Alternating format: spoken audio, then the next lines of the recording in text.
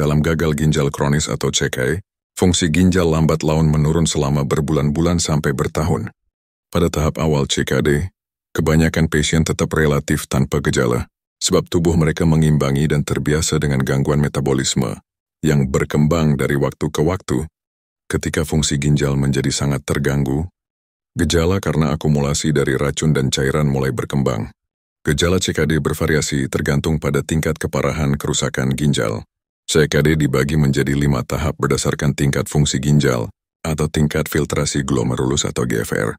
GFR bisa diperkirakan dari darah, nilai kreatinin dan biasanya lebih dari 90 ml selama menit. Pada CKD tingkat 1, GFR lebih besar dari 90 mg/menit. Tetapi ada kelainan laboratorium seperti adanya protein dalam urin, bukti kerusakan ginjal pada X-ray, ultrasound MRI atau CT scan, atau adanya riwayat keluarga penyakit ginjal polikistik. Polikistik adalah kelainan bawaan ketika sekelompok kista berkembang pada ginjal. Pasien biasanya asimptomatik atau tidak merasakan gejala apapun. Pada tahap 2 atau CKD ringan, GFR adalah 60-89 ml/menit. Pasien biasanya tanpa gejala tapi beberapa mungkin mengeluh, sering buang air kecil, terutama di malam hari, tekanan darah tinggi, kelainan urin pada urinalisis, dengan normal atau sedikit lebih tinggi nilai kreatinin pada darah.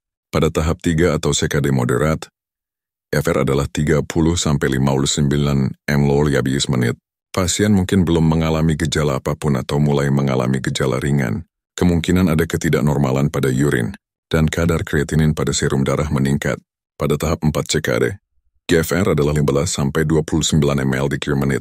Gejala mungkin ringan, samar-samar dan tidak spesifik atau sangat parah, tergantung pada dasar penyebab penyakit gagal ginjal dan penyakit terkait.